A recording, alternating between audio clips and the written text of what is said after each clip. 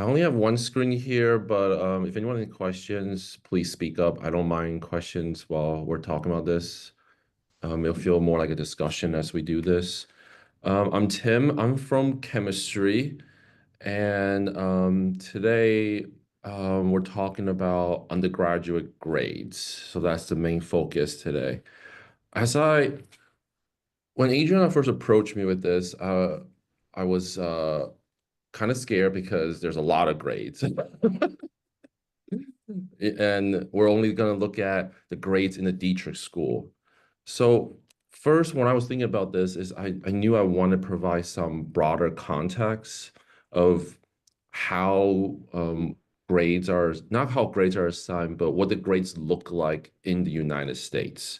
So we're looking at 4 years, universities and colleges across the country. So fortunately, Stewart did a lot of this work.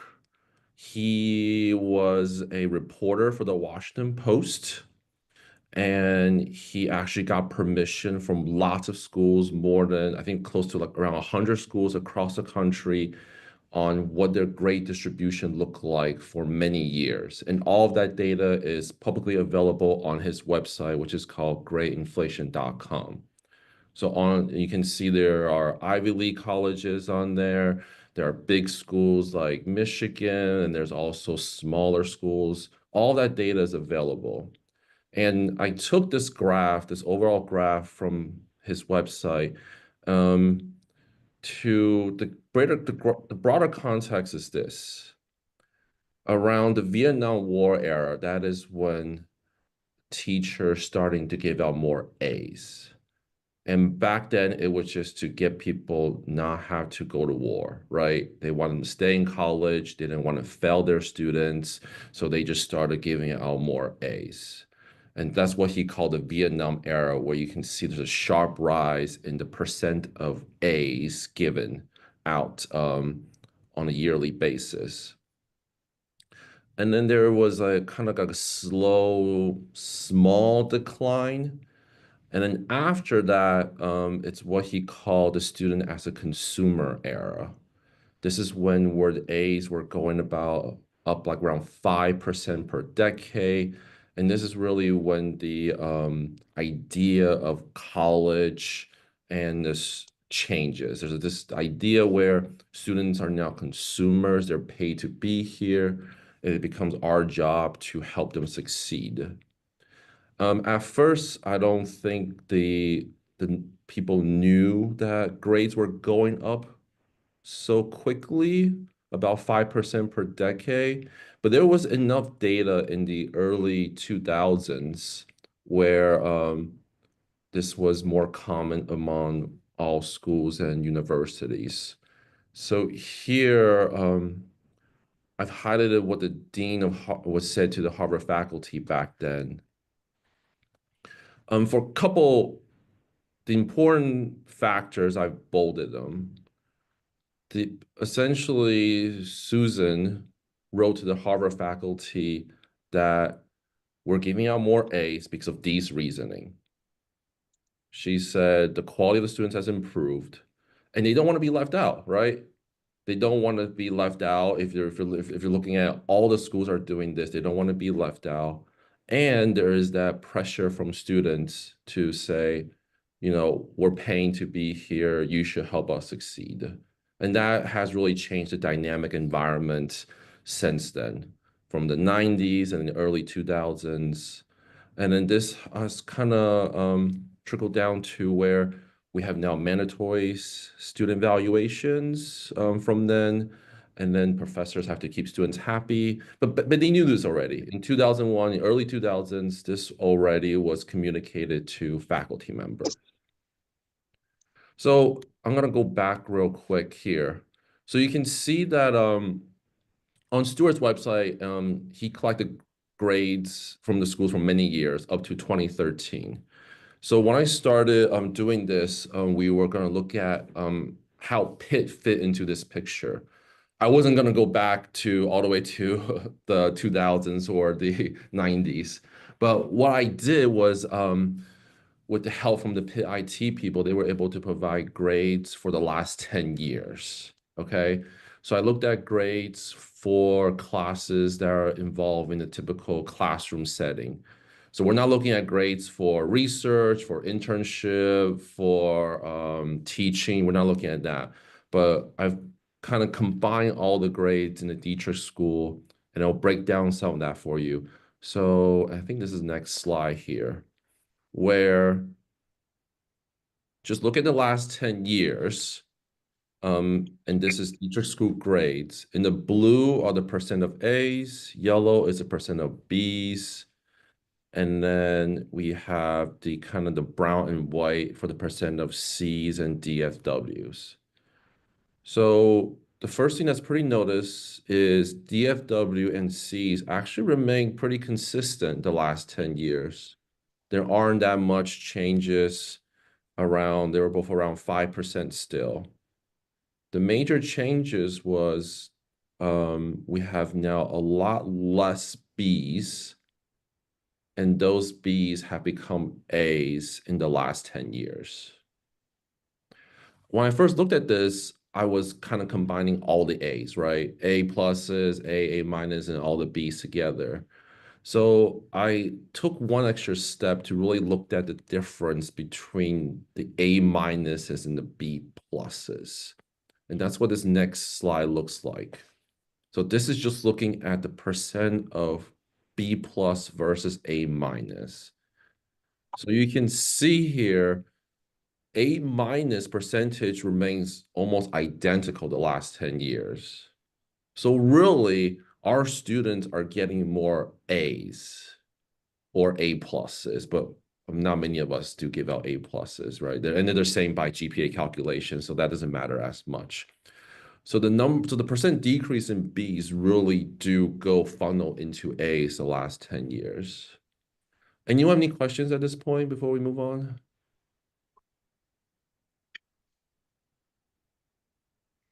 No, but this is wonderful, Tim. I totally feel like my speculations about what might be driving things are this is wonderful work. Well, hopefully we'll have a little bit of discussion of that at the end, and I have some discussion already with some people, and I'll share some thoughts of that at the end, okay? So the next breakdown I did was kind of look at by division. So the thinking was, well, is certain divisions driving this, or is this consistent across all of Dietrich? And the answer is it's consistent across the entire school. So if you look at the Dietrich increase was plus 16% over the last 10 years, all three divisions pretty much match that percentage. So all three divisions in those classrooms, teachers are giving out more A's over the last 10 years. I would say there's not really a bias for one division over the other. Humanities increase 15%, social science 13%, and the natural sciences went up by 18%. Any question about this? So the next thing I looked at was I teach big introductory classes. I teach organic chemistry and nursing chemistry, and these are 1-200 student classes. So I was thinking, is it just introductory classes, or are major specific classes have a different type of trend? So what I did here was the Dietrich school is what you've seen before overall. And then I bundled up all the introductory classes together. And then I bundle up all the major specific classes together for that your majors. And you see the same exact trend. There's really no difference. They both types of courses, whether it's for everyone or for your majors, um, they all increase similar amount over the last 10 years. Okay. Any comments or questions at this point? I can't see chat.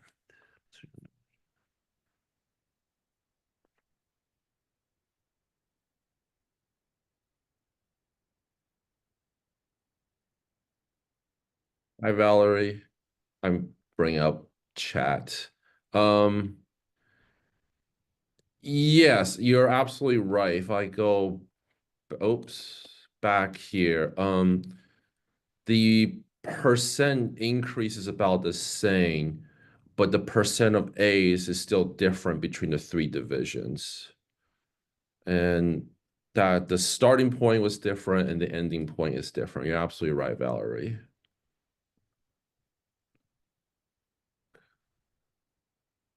All right, nothing else at this point? Then I'm gonna go down. And then this last slide here, which I'll talk about a little bit more. I kind of looked at the percentages by departments. Okay. And then departments, of course, separated into by divisions. I wasn't sure how best to kind of present this in a neat way. So here's what I did. I just kind of estimated where they would fit relative to the Dietrich changes. So the Dietrich changes was around 16%. So I kind of bundle anything that's kind of close to that around there. And then anything that was higher would be higher. Anything that's lower would be lower. And then I put a no question mark change next to the ones that are low percent changes over the years. I put all this here because it's a nice summary of all the departments we have in Dietrich. But I do want to say it's not a comparison though, because I think this speaks more to the changes within the department, right? Because, and Adriana was kind of helped me with talking because she's from music. If you look at music, music had no changes. And that probably means music hasn't done anything different in terms of how they assign grades the last 10 years. That's all it means. Whereas if you look at, and Valerie and I had a great conversation about this, bio had a big change because bio has done lots of changes over the last 10 years. So really, there's no way you can compare departments by departments like this. I think you can look at this data and say what departments are changing, what department is changing, what departments haven't changed. Does that make sense?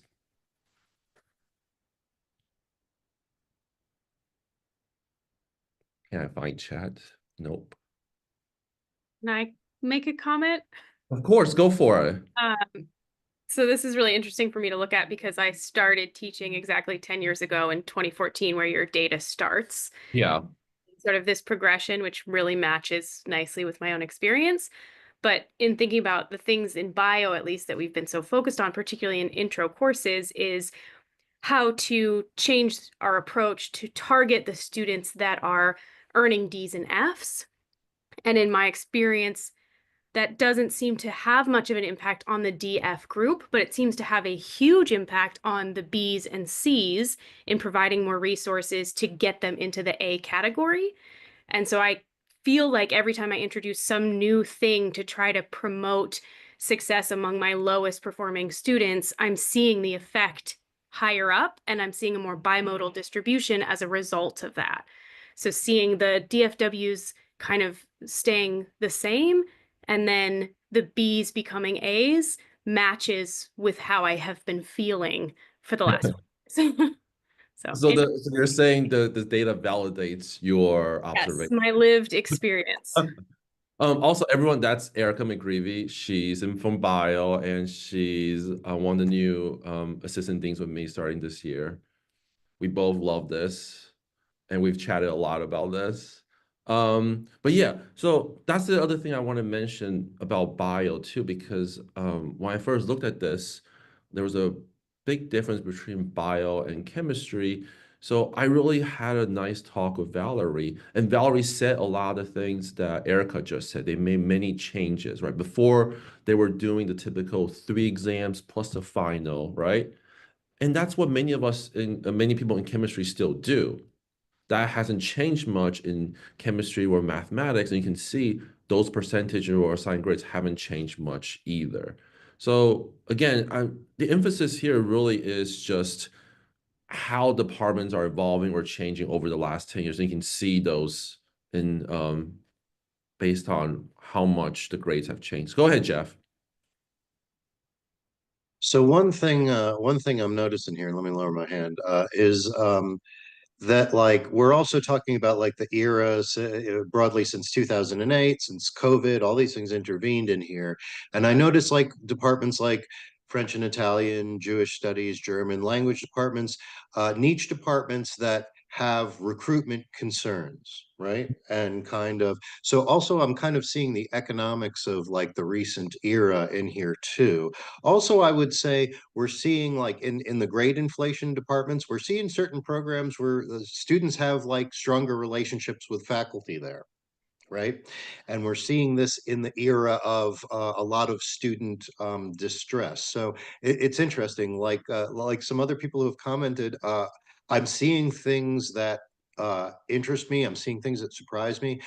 Overall, Tim, I'm seeing an overall narrative that is completely new to me, especially as it extends into history. This has so informed my understanding of this. Um, I think Liam can comment on history better than I can. But just give me a second before Liam go. You mentioned COVID, so that's the one thing that I looked at closely. There was a great bump in COVID, but surprisingly, after COVID, it went back to what it was before. So I think going into this, and from my own experience, I was expecting a bigger change, a lot more A's and B's and during COVID years. And there was, but right afterwards, it kind of went back to the norm in terms of how the grade look as a whole. Okay. We saw that too in the English department and to some extent in Phi Beta Kappa, that there was a bump up and then there was a kind of re-regulation down to a kind of Exactly. lower equilibrium there. Absolutely. Go ahead, Leanne. Yeah, I was just going to say, as the department that's killing it with giving more A's in history, I this just to support your whole evidentiary claims here, Tim.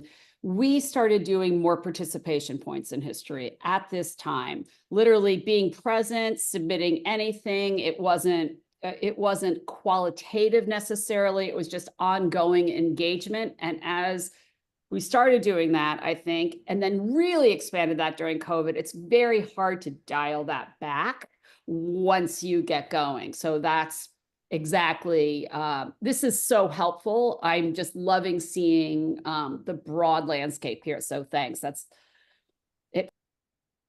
Thank you. Valerie, go ahead. The other thing I was going to add is you went back 10 years, which totally made sense. We one time actually went back, it was at least 20 years because we were getting hassled over our DFW rate. Right.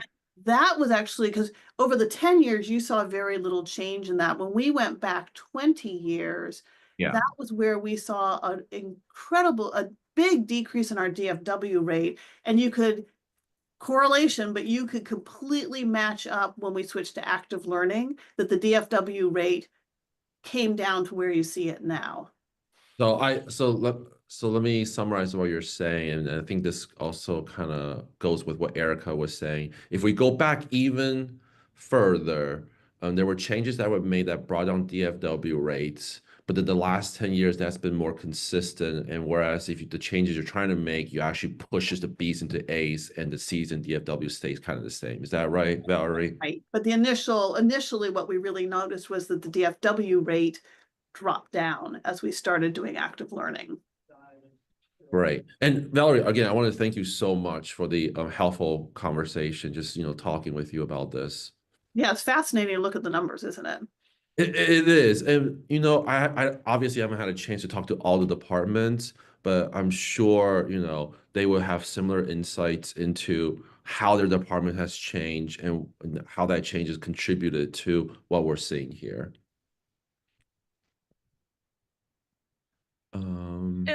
Can I just jump in and ask, because Valerie was just speaking, and maybe both of you could just comment a little bit about curves in your departments. We were talking about DFW rates. So yeah, we talk about the sciences. So we have bioscience, but we have chemistry at, on the no change. And I was just curious, what is going on. And I'll also just throw in the reason for music really just has to be, it has to sound good when it's on stage. So it's like they will not change. And the provost hears a lot about our piano lessons when people complain, thinking that it's a 1-credit class for an easy A.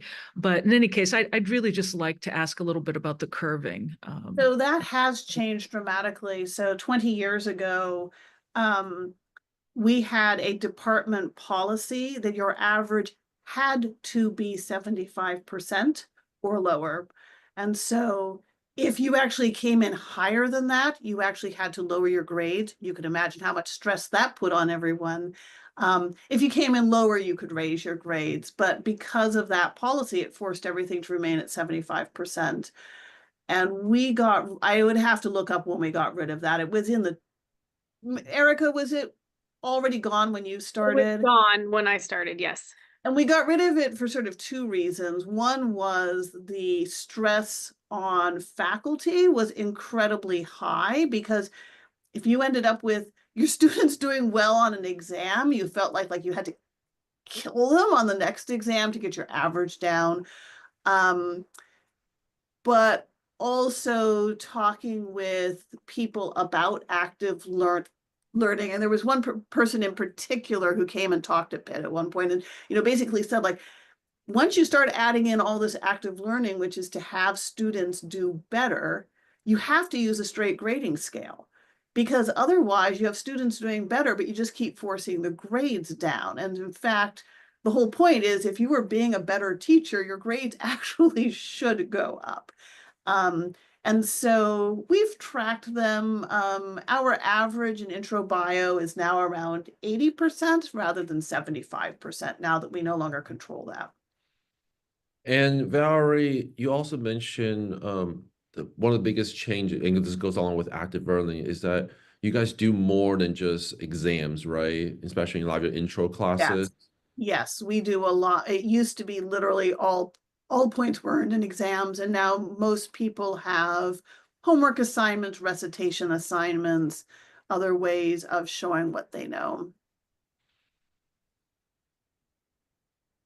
Erica, do you want to add anything, or you're good? No, I think that covered it. I am curious though about in chem, if you guys have a curve. I can't speak for everyone, but in organic chemistry, they still do a curve.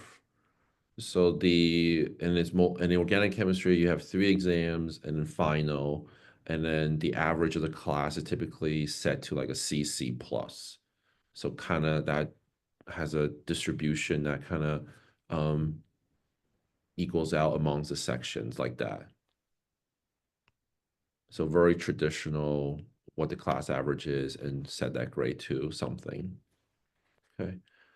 Adriana, were you looking for anything else? I know Gen Chem is a little bit more complicated because general chemistry, there's a lot more people teaching and people have different ways to go about it. And in Gen Chem, the lab grades is also incorporated into the lecture grade because it's all one class. It's not 2 separate grades, so that's a little bit more complicated. But those are the 2 biggest, I would say, classes from chemistry. All right. Is there anything in chat? Why is it so hard? There is. Dirk, you don't know. Okay, sorry, that's my bad. Dirk, DFW just means D's, F's, and withdrawals. Thank you for bringing that up. Yeah, thank you. I should have been able to piece that together. No worries. Anything else? And you have any other concerns right now? I mean, a totally selfish concern. I find myself looking at English's numbers, and I'm from English, and wondering, like, now I want to know how they decompose across our programs. What is it in lit, composition, writing? I would guess most of it is in composition. This is just a guess, with lit in the middle and writing probably most stable over time. But the data are so good and compelling that it makes you kind of curious about what's going on at a finer grained level. I wish I can tell you. I literally did not look at every department. I looked at a broader trend and all the classes are combined, and that's what we're looking at. So these numbers, these do include introductory and your major classes all clumped together, okay? I only have a few more slides here. So the next slide was, I kind of want to, I want to, so it kind of emphasized what I was talking about before, right? We're seeing grade changes. Um, really, I'm guessing if we go back, like, from what Stewart has gathered about grades at a national level and at Pitt too, the teaching practice continues to change at colleges and universities across the country, right? We've given more opportunities to improve work. We've done a lot less exams overall. And even even before COVID, we have additional policies that will help the students, not just have their whole grades based on one performance. And there's this idea that also that the education system is not used to lower grades anymore. I think that's important to keep in mind, right? From middle school, high school, going to college, there's not really people are doing very well, whatever grade that is, and students expect that. And they expect that as consumers who are paying a lot of money in college.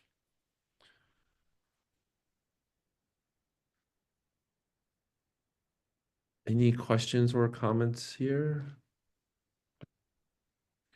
I think I was really shocked at what high schools are like now, having children who just went through high school. It really was eye-opening on why our classes are so shocking to them when we have an exam that has a 75% average. Absolutely. A lot of kids are like actually used to having over 100% routinely. Absolutely. And I think Erica would agree this. For those of us that teach freshmen, we have this conversation on an annual basis with students. What is the expectation and what's going to happen? And it's going to happen again in the fall when we start new classes because, when we tell them the exam average is like 70, 75, that's a good thing. That's what you're supposed to be. But, students don't see it that way when they're first starting college. Absolutely. And like I said, acknowledgement wise, thanks for all the helpful conversations and all the assistant deans. And then all the data really comes from Andrew Hornick and Amy Wildman, who really helped with me come get all this. And of course, Adriana and I had plenty of talk about how this was going to go and what we want to include in this particular workshop. Okay. If you have any, I'd be happy to answer more questions or comments. Anything else? I just want to thank Tim for his exceptional work. I think when we were talking about this months ago, I did not anticipate that he would ask for all the grades in I mean, really, this was just a tremendous effort. And then playing with that data was just unbelievable. And I think we kind of see what we knew what was happening. Tim, definitely this information will go higher up. Definitely the provost's office will be interested in this. I think we should encourage the other schools to also look at this and to really think about this as a topic on campus to really, expand on this, because I think really just seeing also how each department approaches this very differently, this goes into how students are also weighing their experiences in other departments, right? So this kind of plays into the whole narrative that we hear from the provost's office these days. So thank you very much for this. Thank you so much too for your help. And then Dirk has a question. Oh, the title was something we were playing with before all of this to, make it seem a little bit catchy, but also, are there any myths? Are there myths about grade inflation? I would say no. If you're teaching at a four-year university college, you've been doing this, that is what is happening. Like, there's no more clear data than this. All the schools across the United States are giving out more and more A's on an annual basis. And that trend is still continuing right now. perhaps you could say one myth is it's not just that we're being necessarily easier, right? That I there can be absolutely. very legitimate reasons for higher grades. Absolutely, I agree. I think the thing to think about is what we say, there's so much has changed over the last few years, right? And I wouldn't even know how you would do that comparison, right? What was easy versus what was hard before. But no, I think the quality of education is still excellent. Jeff, go ahead.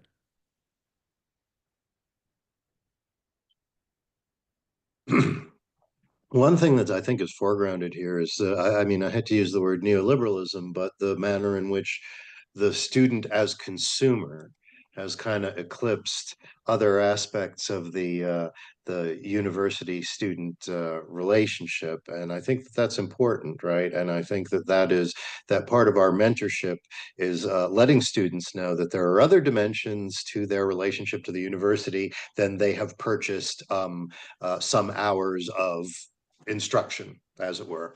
I suppose the other thing, and Tim, I can't emphasize this too much. I think you've taken us all from a kind of amorphous, like emergent sense of what might be going on to a real narrative of what's going on in general and what's going on in the university. And I mean, you have really informed my thinking on this. I'm glad to hear that. Hi, Erica. Erica is my partner in crime in chemistry. Am I, Yes, you're unmuted. Go ahead. but now do we have, okay. So I'm sitting next to Jackie here, and so we had an echo going. Hey, I just wanted to make a couple of comments and then ask a question. So I thought it was real interesting that the changes that Bio observed actually didn't have the impact that they were kind of going for in terms of changing the DWF rate, but increased the A grade. I just think that's was an interesting sort of outcome. Absolutely. I have, so this is maybe this is a myth that I have heard this criticism towards chemistry. So so maybe it's an appropriate topic to bring up now. But I've kind of heard in the past that potentially chemistry has been criticized because of a high DWF rate. And I'm sorry I missed the beginning of the presentation, and so maybe I missed what those rates are in the different departments. But I wanted to use that myth as an opportunity to kind of bring up bring up a defense. And for our organic 1 and organic 2 sequence, the success of students in organic 1, I mean, is really actually impacts how well prepared they are and their ability to do well in organic 2. And I mean, I can't overstate that enough, that if you send a student in organic 1 forward into organic 2 unprepared, you are actually sending them to slaughter. With that being said, one of the things that I have, and maybe this is just anecdotal, but I have observed since post-COVID, the preparation, I don't know how to say this, the students' abilities in organic 1 seem to be more challenged. How do I want to say that? They seem to have a harder time gaining some basic skills and understanding than prior to COVID.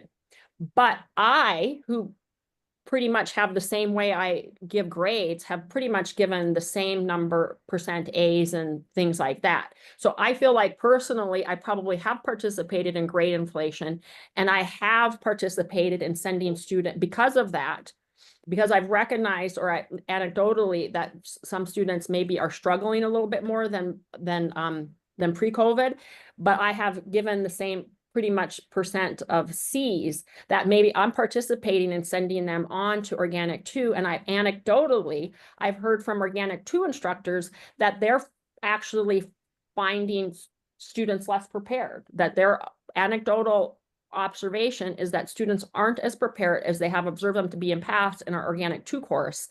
And so I do think, so I just wanted to bring that up because I think we we see only a 4% change in the % of A grades in chemistry, but I kind of actually think in reality, if my anecdotal observation that students are actually more challenged by organic, that it's actually higher than that. So I think sometimes data can be a little bit misleading there. I just wanted to kind of put that out there as a, I don't know, as a conversation point.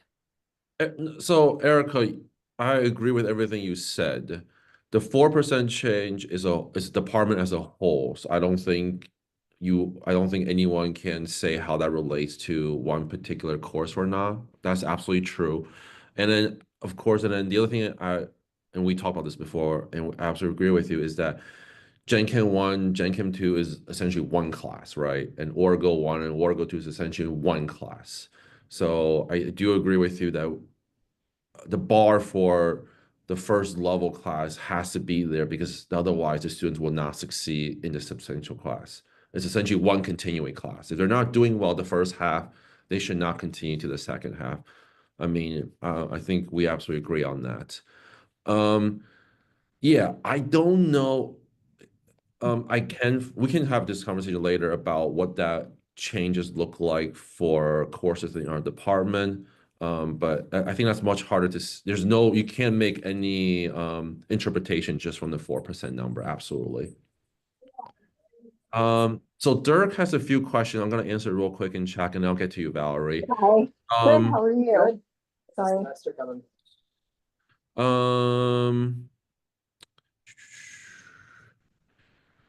I don't know what the grade distribution like is for community colleges. Take a deep breath and like go. Yeah, that's right. Just finish it up and Yeah, You know. sorry to make you stop at one. it's fine. Keep going. Too much multitasking. Yes. Okay. Private universities, more expensive colleges have more grade inflation. Not necessarily. They're following about the same trend as national trends. However, if some schools do have really, really high grade inflation, some schools are definitely high. Hi. Have a good day. Thanks. Amanda says in the past, some Ivies have made efforts to confront their grade inflation. That is absolutely true. Some Ivy schools are starting to look at this and kind of taking a step back. And there's few articles on that as well, where they've made public announcements on how they're going to make some changes. That's absolutely true for Amanda about the Ivies. Okay, go ahead, Valerie. Oh, I just wanted to go off of what Erica was saying about the DF rate, because it is, our department is also being sometimes hassled about that, but it sort of is interesting, maybe what the DF rate means, because I think it means those grades, I think, mean something very different than A's, B's, and C's. Because for the D's and F's, what we usually find is that when you look at those students, yes, it's how they performed in class, but in terms of like, they're not coming to class, they're not turning things in, like there's a lot of other things going on. So it's actually not measuring what they are able to do. And so I think it ends up feeling very different. And I think that's often one of the ones where I think we end up having the feeling like maybe our DF rate is about as low as we're going to get in terms of what we can do in terms of, as Erica McGreevy was saying, putting into places to support students. Because for some of those students, the support they need is not actually what perhaps a faculty member can do. I agree with everything you said. I've seen this with myself in my own classrooms, right?